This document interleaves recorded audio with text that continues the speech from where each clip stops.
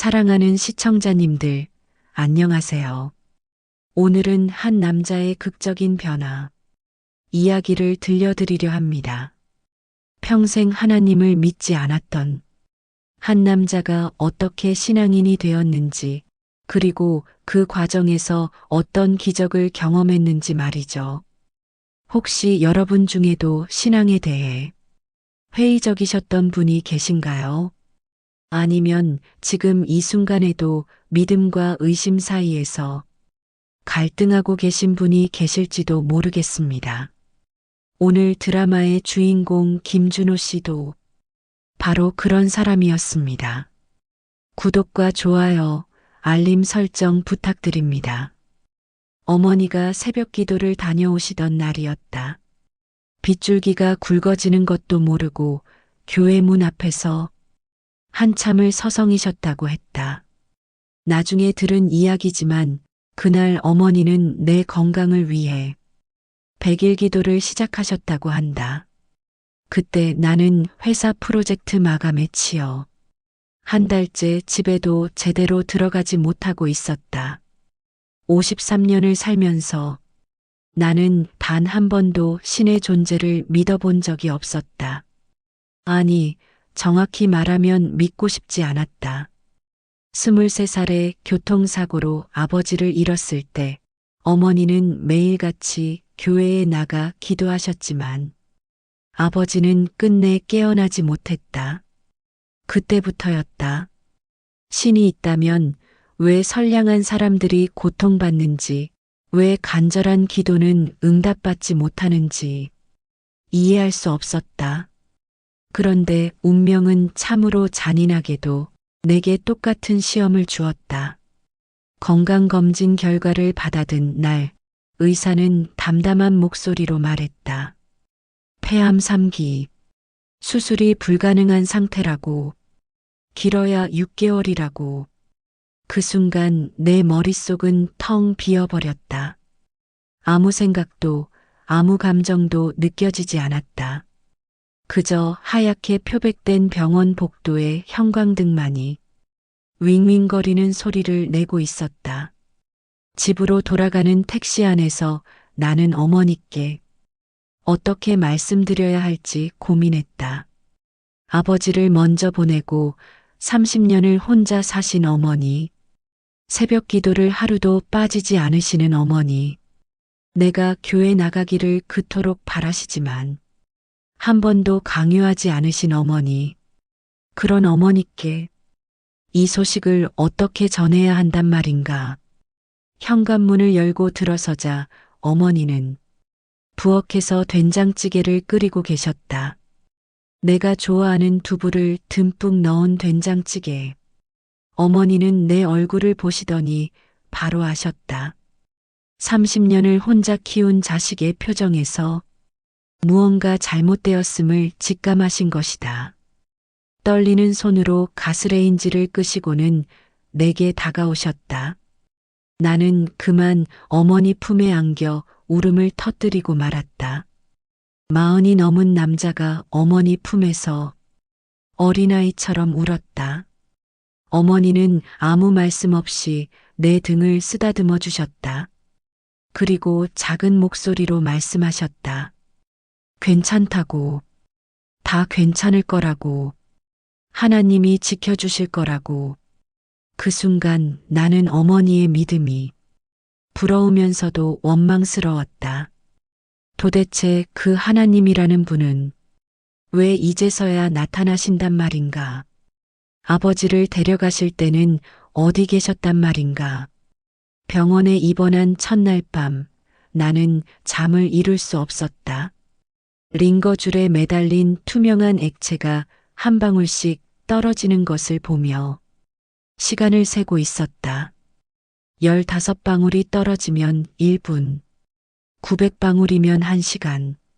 내게 남은 시간을 이렇게 세어야 한다는 것이 서글펐다.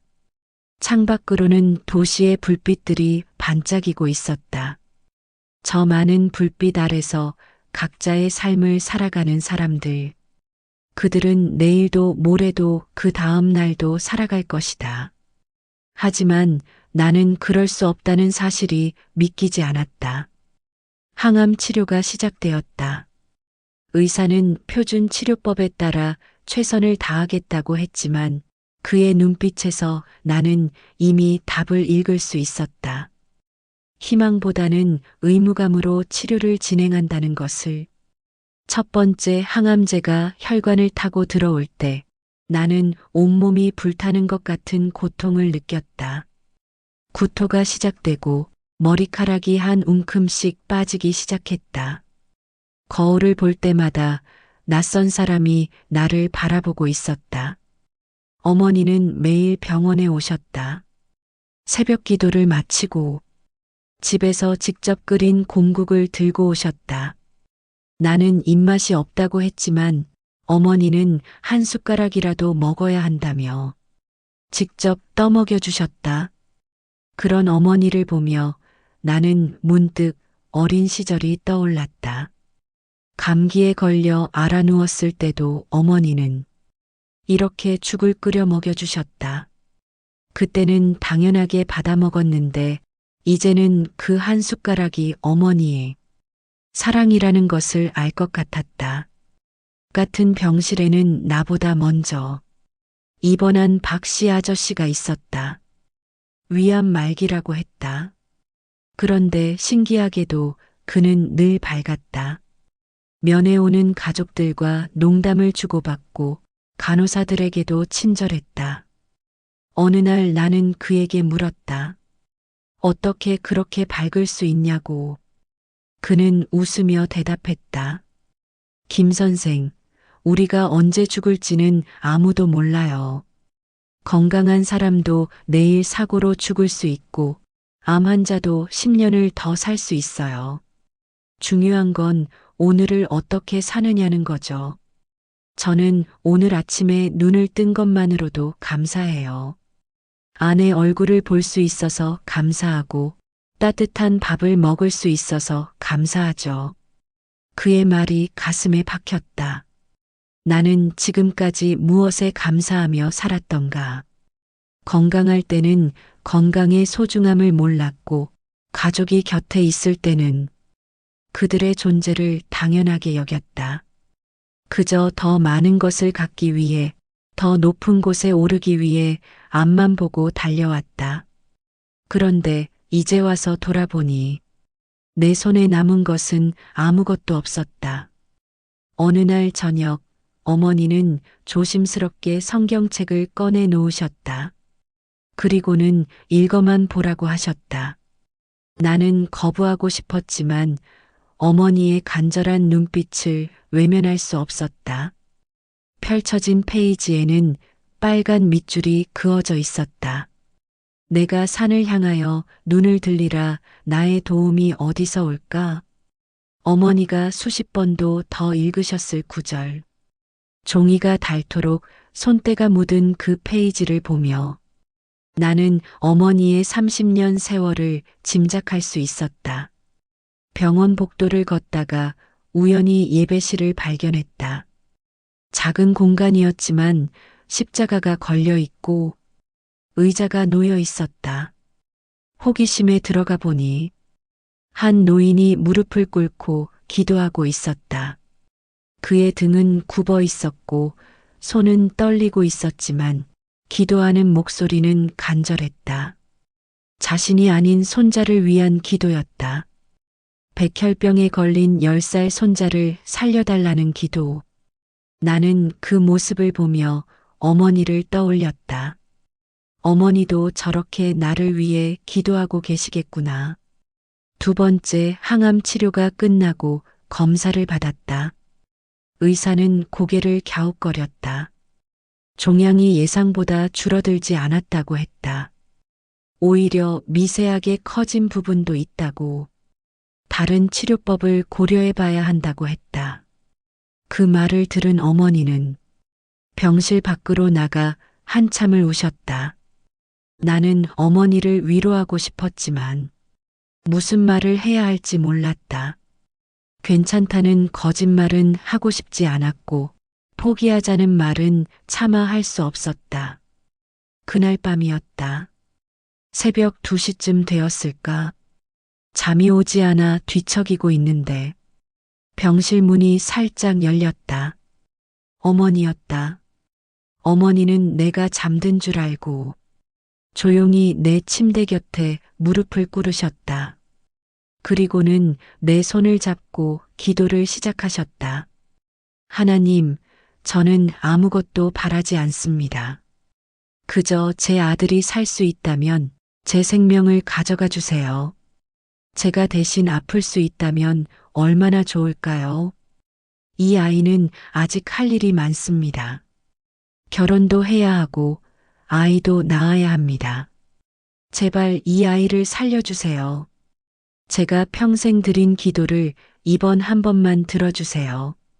어머니의 기도를 들으며 나는 가슴이 찢어지는 것 같았다. 눈물이 흘렀지만 소리내어 울 수 없었다. 어머니께 내가 깨어 있다는 것을 알리고 싶지 않았다. 그저 어머니의 따뜻한 손을 느끼며 그 간절한 기도를 들으며 누워 있었다. 그런데 이상한 일이 일어났다. 내 입에서 저절로 기도가 흘러나온 것이다. 하나님, 당신이 정말 계신다면 제 기도를 들어주세요. 저를 위해서가 아닙니다. 저희 어머니를 위해서입니다. 어머니는 평생 당신을 믿고 살았습니다. 아버지를 잃고도 당신을 원망하지 않았습니다. 그런 어머니에게 또 이런 시련을 주시는 겁니까? 제발 어머니의 기도를 들어주세요. 어머니가 더 이상 슬퍼하지 않게 해주세요. 난생 처음 하는 기도였다. 신을 믿지 않는 자의 기도가 무슨 소용이 있을까 싶었지만 그 순간만큼은 진심이었다. 어머니의 눈물을 멈추게 할 수 있다면 나는 무엇이든 할 수 있을 것 같았다. 심지어 그토록 부정했던 신앙조차도 받아들일 수 있을 것 같았다. 다음 날 아침 담당 의사가 병실로 찾아왔다. 그의 표정이 평소와 달랐다. 놀라움과 기쁨이 섞인 표정이었다. 그는 차트를 보여주며 설명했다. 어제 추가로 진행한 정밀 검사 결과 종양이 급격히 줄어들고 있다는 것이었다. 의학적으로 설명하기 어려운 속도라고 했다. 재검사를 해봐야 정확히 알 수 있지만 희망적인 신호라고. 어머니는 그 자리에서 무릎을 꿇고 하나님께 감사 기도를 드렸다. 나는 멍하니 서 있었다. 우연일까, 기적일까? 아니면 정말 어머니의 기도가 응답받은 것일까? 알 수 없었다. 다만 한 가지 확실한 것은 내 마음속 무언가가 변하기 시작했다는 것이었다. 그동안 꽁꽁 닫아두었던 문이 조금씩 열리는 것 같았다. 병원 목사님이 회진을 오셨다. 그는 매주 한 번씩 병실을 돌며 환자들을 위로했다. 처음에는 그가 불편했다. 하지만 이번에는 달랐다. 나는 조심스럽게 물었다. 기적을 믿느냐고. 그는 미소를 지으며 답했다. 기적은 매일 일어납니다. 다만 우리가 알아보지 못할 뿐이죠. 아침에 눈을 뜨는 것도 기적이고 숨을 쉬는 것도 기적입니다. 의학으로 설명되지 않는 일들이 종종 일어나는데 우리는 그것을 기적이라고 부릅니다. 하지만 정말 중요한 기적은 마음의 변화입니다. 닫혔던 마음이 열리고 미움이 사랑으로 바뀌는 것. 그것이야말로 진정한 기적이죠. 세 번째 항암 치료를 앞두고 있던 날, 뜻밖의 방문객이 찾아왔다. 회사 동료들이었다. 그들은 과일 바구니와 함께 격려의 말을 전했다. 그중 한 명인 정 과장이 조심스럽게 말했다. 김 부장님, 저희 어머니도 작년에 폐암 진단을 받으셨는데 지금은 완치 판정 받으셨어요. 포기하지 마세요.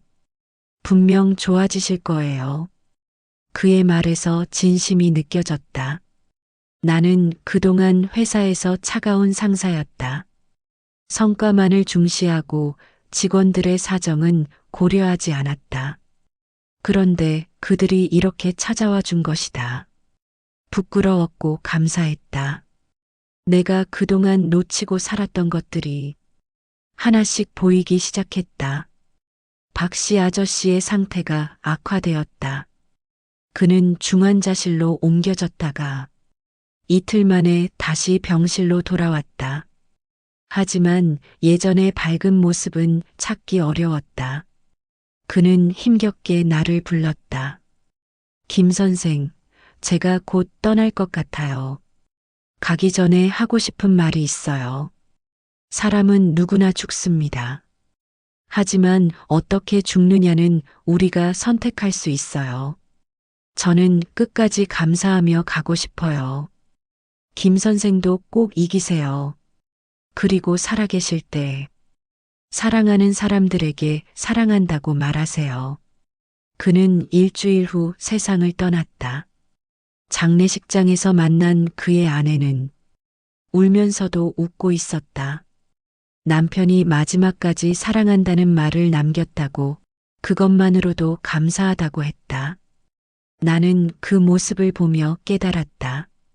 죽음이 끝이 아니라는 것을, 사랑은 죽음보다 강하다는 것을. 어머니의 기도 노트를 우연히 보게 되었다. 거기에는 30년간의 기도 제목이 빼곡히 적혀 있었다. 대부분이 나를 위한 기도였다. 대학 입시, 취업, 건강, 결혼, 심지어 내가 행복하게 웃을 수 있기를 바라는 기도까지.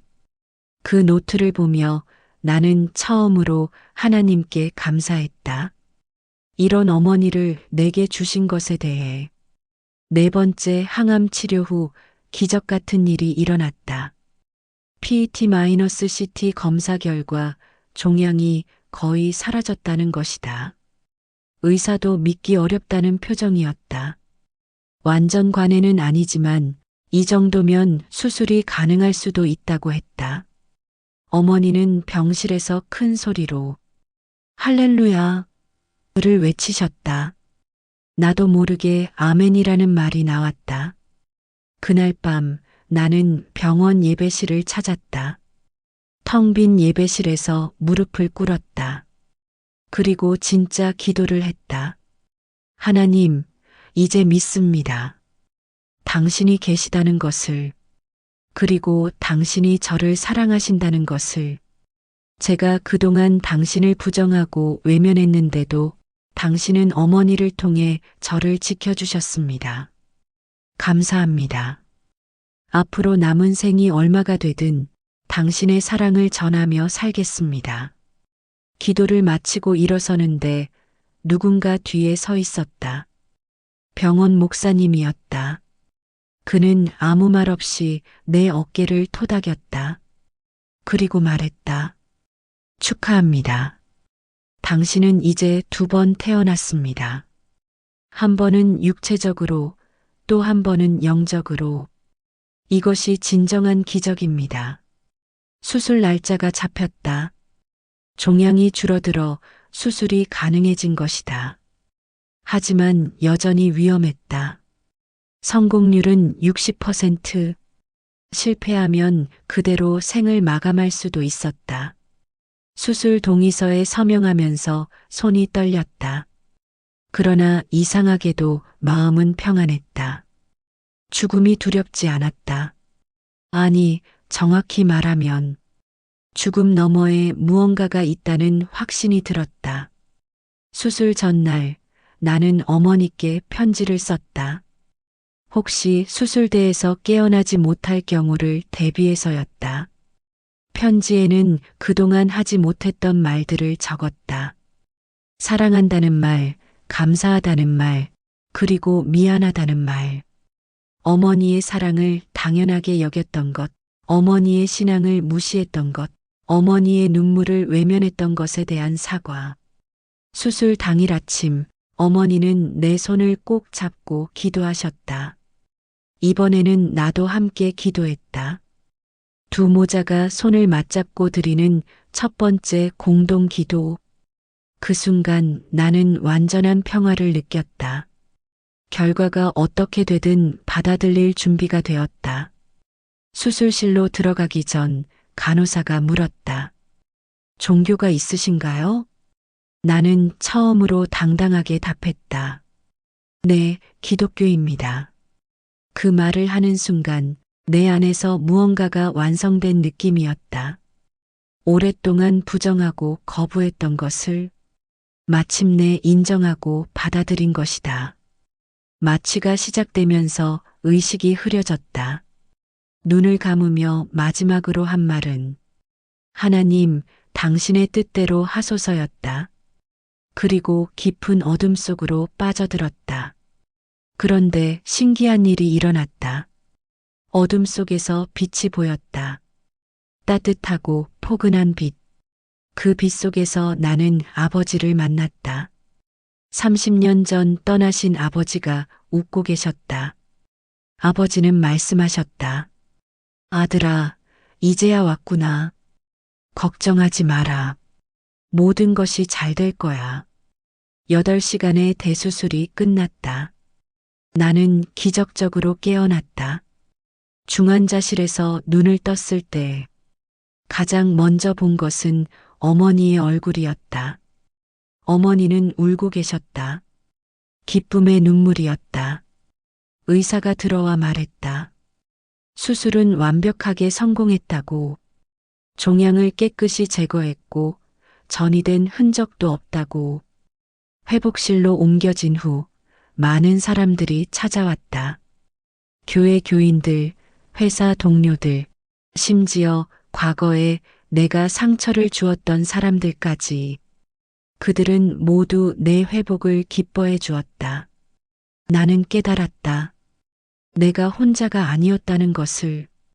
보이지 않는 곳에서 많은 사람들이 나를 위해 기도하고 있었다는 것을.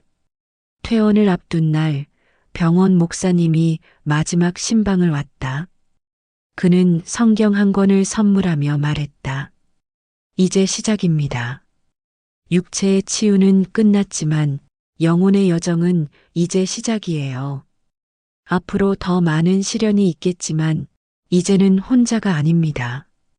하나님이 함께 하시고 믿음의 가족들이 함께 합니다.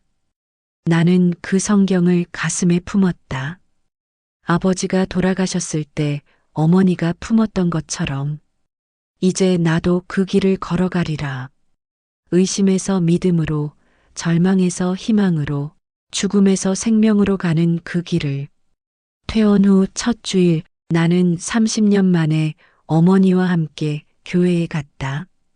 예배당에 들어서는 순간 형언할 수 없는 감정이 밀려왔다. 어린 시절 아버지 손을 잡고 왔던 그 예배당. 아버지 장례식을 치렀던 그 예배당. 그리고 이제 새로운 시작을 알리는 그 예배당. 목사님의 설교 제목은 돌아온 탕자였다. 마치 나를 위한 설교 같았다. 아버지의 품을 떠나 방황하다가 죽음의 문턱에서 돌아온 나. 그런 나를 한 번도 포기하지 않고 기다려준 하늘 아버지. 설교를 들으며 나는 또다시 눈물을 흘렸다. 이제는 부끄럽지 않았다. 이 눈물이 회개의 눈물이자 감사의 눈물임을 알았기 때문이다. 예배 후 많은 교인들이 다가와 축하해 주었다. 그들 중에는 내가 모르는 사람들도 많았다. 알고 보니 그들은 어머니의 기도 요청을 받고 함께 기도해 준 사람들이었다. 새벽 기도회, 철야 기도회, 금식 기도까지 얼굴도 모르는 나를 위해 기도해 준 것이다. 나는 그들 한 명 한 명의 손을 잡으며 감사 인사를 전했다. 집으로 돌아오는 길 어머니가 말씀하셨다. 아들아, 내가 교회 가는 것을 보는 것이 내 평생 소원이었다. 이제 죽어도 여한이 없구나. 나는 어머니의 손을 꼭 잡으며 말했다. 어머니, 이제 시작이에요. 앞으로 어머니보다 더 열심히 교회 다닐게요. 그리고 어머니가 하신 것처럼 누군가를 위해 기도하는 사람이 될게요. 정기 검진 날이 되었다. 병원에 가는 길이 더 이상 두렵지 않았다. 검사 결과를 기다리는 동안 나는 대기실에 있는 다른 환자들을 둘러보았다. 불안에 떨고 있는 그들의 모습에서 과거의 나를 보았다. 나는 조심스럽게 옆에 앉은 한 환자에게 말을 걸었다. 처음이신가요? 저도 6달 전에는 똑같았어요. 하지만 지금은 이렇게 건강해졌습니다. 포기하지 마세요. 기적은 일어납니다. 그 환자는 놀란 눈으로 나를 바라보았다. 그리고는 희미하게 웃었다. 그 미소에서 나는 희망의 씨앗을 보았다. 내가 받은 것을 이제는 나누어 줄 차례였다. 검사 결과는 깨끗했다. 암세포는 전혀 발견되지 않았다. 의사는 기적이라고 했다. 의학적으로 설명할 수 없는 완치라고. 하지만 나는 알고 있었다. 이것은 단순한 우연이 아니라는 것을, 수많은 기도와 사랑이 만들어낸 결과라는 것을. 그날 밤 나는 일기를 쓰기 시작했다. 투병 과정에서 겪었던 일들, 느꼈던 감정들, 그리고 변화된 나의 모습을. 언젠가 이 이야기가 누군가에게 희망이 되기를 바라며, 절망 속에서도 빛은 있다는 것을, 죽음의 골짜기에서도 생명의 길은 있다는 것을 전하고 싶었다. 암 선고를 받은 지 1년이 지났다. 나는 회사에 복직했다. 하지만 예전의 나와는 달랐다. 성과보다는 사람을 먼저 생각하게 되었고, 경쟁보다는 협력을 중시하게 되었다.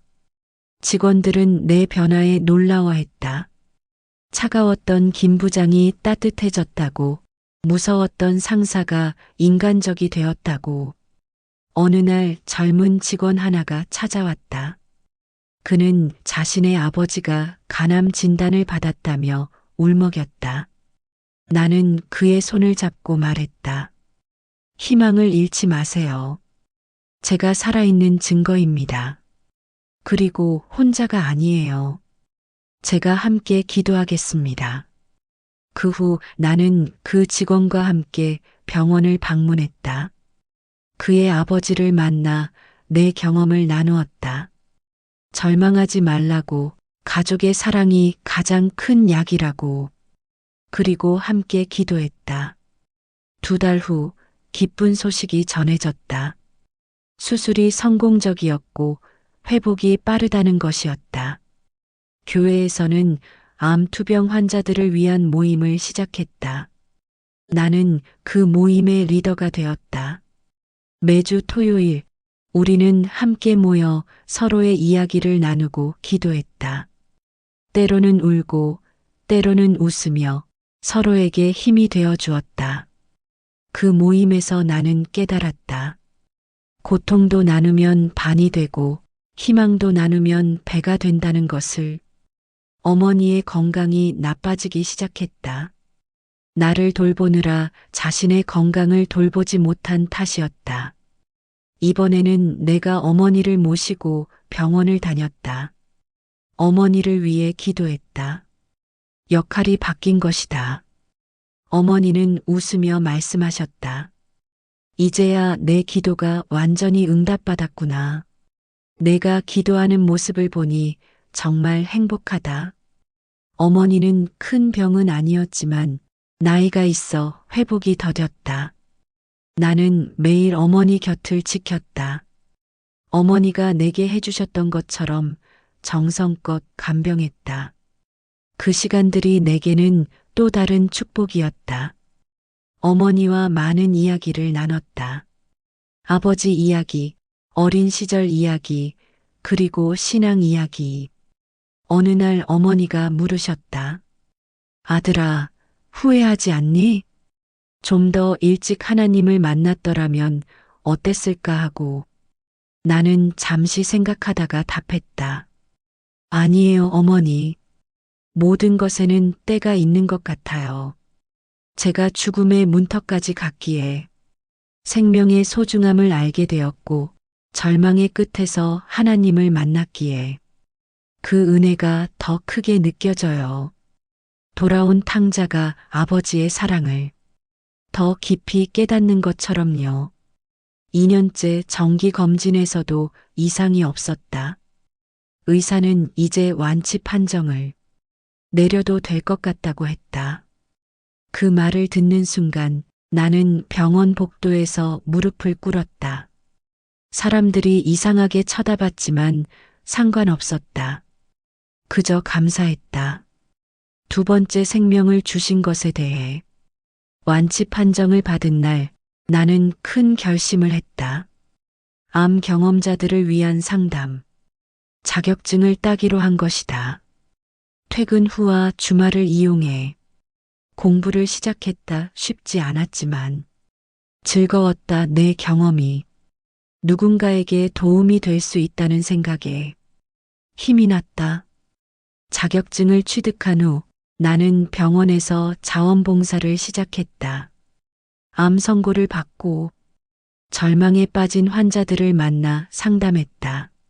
내 이야기를 들려주고 그들의 이야기를 들어주었다. 함께 울고 함께 기도했다. 그 중에는 끝내 세상을 떠난 이들도 있었다. 그럴 때마다 가슴이 아팠지만 그들이 마지막까지 평안하게 갈 수 있도록 도왔다는 것에 위안을 받았다. 특별히 기억에 남는 한 청년이 있었다. 25살에 백혈병 진단을 받은 그는 모든 것을 포기한 상태였다. 가족도 만나지 않고 치료도 거부했다. 나는 매일 그를 찾아갔다. 처음에는 문전박대를 당했지만 포기하지 않았다. 한 달쯤 지났을까 그가 먼저 말을 걸어왔다. 아저씨는 왜 매일 오시는 거예요? 저는 곧 죽을 텐데. 나도 죽을 뻔했어요. 하지만 살았죠. 그리고 지금 당신 앞에 서 있습니다. 기적은 포기하지 않는 자에게 일어납니다. 그 후 청년은 조금씩 마음을 열었다. 치료를 받기 시작했고 가족들과 화해했다. 그리고 놀랍게도 골수 이식에 성공했다. 1년 후 그는 완치 판정을 받았다. 그가 퇴원하는 날 내게 편지를 주었다. 거기에는 이렇게 적혀 있었다. 선생님, 감사합니다. 선생님이 포기하지 않으셨기에 저도 포기하지 않을 수 있었습니다. 이제 저도 누군가에게 희망이 되고 싶습니다. 교회에서는 간증 요청이 쇄도했다. 나는 여러 교회를 다니며 내 이야기를 전했다. 무신론자에서 신앙인이 된 이야기, 죽음에서 생명으로 넘어온 이야기 들려줄 때마다 새로운 감동이 있었다. 누군가는 눈물을 흘렸고 누군가는 용기를 얻었다. 3년이 지났다. 나는 더 이상 암 환자가 아니라 암 생존자가 되었다. 아니, 더 정확히 말하면 새로운 인생을 사는 사람이 되었다. 회사에서는 승진 제의가 있었지만 거절했다. 대신 암 환자 지원 재단에서 일하기로 했다. 연봉은 줄었지만 마음은 더 풍요로웠다. 어머니는 80을 넘기셨지만 여전히 새벽 기도를 다니신다. 이제는 나도 가끔 동행한다. 새벽의 고요함 속에서 드리는 기도는 특별했다. 하루를 시작하기 전 하나님과 대화하는 그 시간이 내게는 힘의 원천이 되었다. 어느 날 새벽 기도를 마치고 나오는데 어머니가 말씀하셨다. 아들아, 내가 너를 위해 기도한 것이 30년이 넘었다. 그런데 이제야 깨달았다. 내 기도는 내가 병에서 낫는 것이 목적이 아니었어. 내가 하나님을 만나는 것이 진짜 목적이었구나. 병은 그 과정이었을 뿐이야.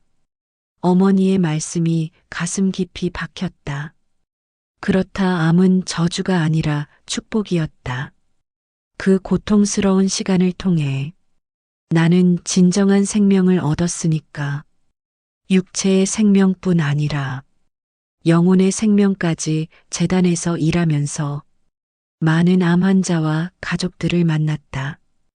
그들의 아픔과 절망, 그리고 희망과 기적을 목격했다. 나는 그들에게 말했다. 암은 끝이 아니라 새로운 시작이 될 수 있다고. 중요한 것은 무엇을 붙잡느냐라고. 절망을 붙잡으면 죽음에 이르지만 희망을 붙잡으면 생명에 이른다고. 특별 프로젝트를 시작했다.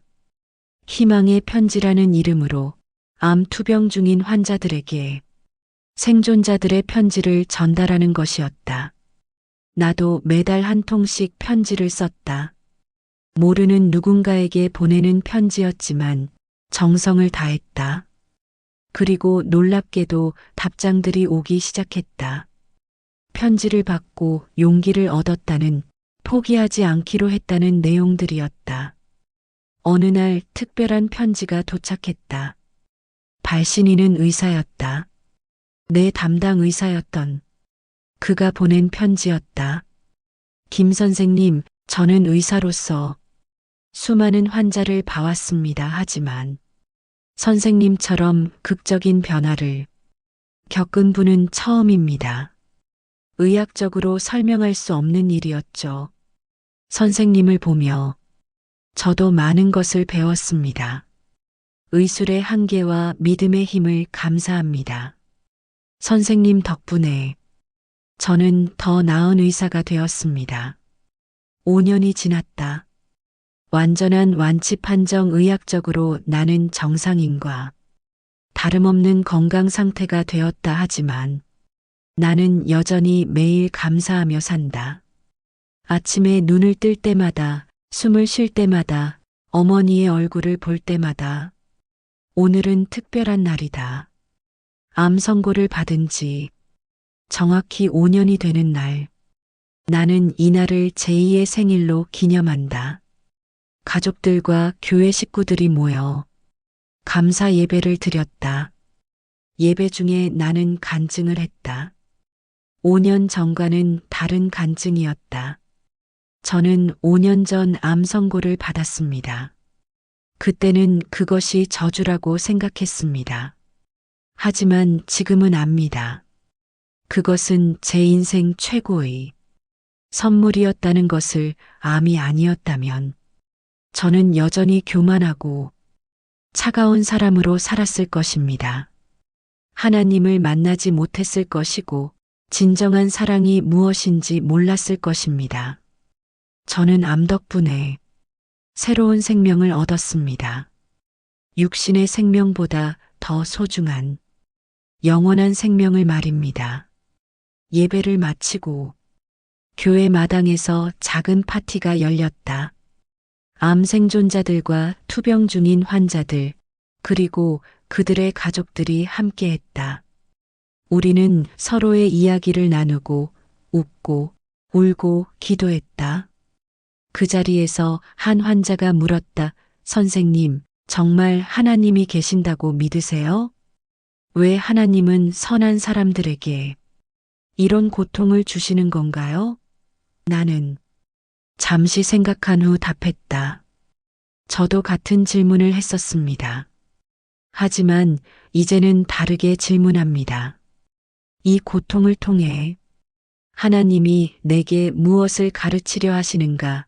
라고요. 고통은 때로 축복의 통로가 됩니다. 깨어진 틈으로 빛이 들어오는 것처럼 상처를 통해 은혜가 임하는 것을 경험했습니다. 어머니가 옆에서 미소 지으며 말씀하셨다. 내 아들이 이런 말을 하는 날이 올 줄은 정말 몰랐네. 하나님의 일하심은 참으로 신비로워. 파티가 끝나갈 무렵 한 청년이 다가왔다. 1년 전 제가 상담했던 백혈병 청년이었다. 그는 이제 완전히 건강해 보였다. 선생님, 제가 신학대학원에 합격했어요. 병원 원목이 되고 싶어요. 선생님처럼 아픈 사람들에게 희망을 전하고 싶어요. 그의 말에 가슴이 뭉클했다. 내가 뿌린 작은 씨앗이 이렇게 자라나고 있었다. 그 청년을 통해 또 얼마나 많은 사람들이 희망을 얻게 될까? 집으로 돌아오는 길, 나는 5년 전 그날을 떠올렸다. 암 선고를 받고 절망에 빠졌던 그날, 하나님을 원망하고 삶을 포기하려 했던 그날. 하지만 지금의 나는 그날의 나에게 말하고 싶다. 두려워하지 말라고. 이것은 끝이 아니라 시작이라고. 더 큰 축복이 기다리고 있다고. 밤하늘을 올려다보니 별들이 유난히 밝았다. 어둠이 깊을수록 별은 더 밝게 빛난다. 내 인생도 그랬다. 가장 어두운 순간에 가장 밝은 빛을 만났다. 그 빛은 지금도 내 안에서 빛나고 있다. 그리고 그 빛으로 다른 이들의 어둠을 밝히고 있다. 내일도 병원에 갈 것이다. 암 선고를 받고 절망에 빠진 누군가를 만나러 그에게 말해줄 것이다. 포기하지 말라고. 기적은 믿는 자에게 일어난다고. 그리고 함께 기도할 것이다. 내가 그랬듯이 그도 이 어둠을 통과하여 빛을 만나기를 바라며. 사랑하는 시청자님들, 오늘도 함께 해주셔서 감사합니다.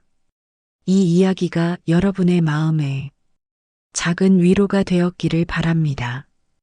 혹시 지금 암과 싸우고 계신 분이 계신다면 포기하지 마세요. 사랑하는 가족이 투병 중이시라면 기도를 멈추지 마세요. 신앙에 대해 고민하고 계신다면 마음을 열어보세요. 우리 모두에게는 기적이 일어날 자격이 있습니다. 단지 우리가 그것을 받아들일 준비가 되어 있는지의 문제입니다. 김준호 씨의 어머니가 보여준 것처럼 사랑은 포기하지 않습니다. 그 사랑이 결국 기적을 만들어냅니다. 여러분의 사랑도 기적을 만들 수 있습니다. 오늘 이야기가 도움이 되셨다면 구독과 좋아요 부탁드립니다. 알림 설정도 해주시면 더 많은 감동적인 이야기를 전해드리겠습니다. 사랑하는 시청자님들, 당신의 인생 여정에 늘 함께하겠습니다. 다음에도 더 감동적이고 희망적인 이야기로 찾아뵙겠습니다. 늘 건강하시고 행복하세요. 감사합니다.